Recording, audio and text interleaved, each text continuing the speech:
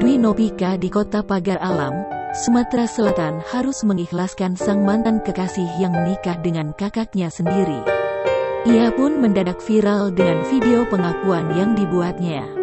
Dalam video tersebut, ia memperlihatkan pesta pernikahan. Pesta pernikahan itu bukanlah dirinya yang menjadi mempelai wanita, melainkan sang kakak kandung.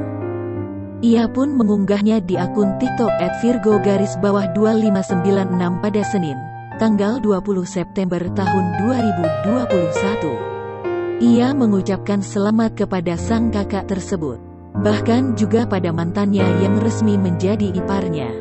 Ia pun mengungkapkan bahwa telah move on dari sang mantan.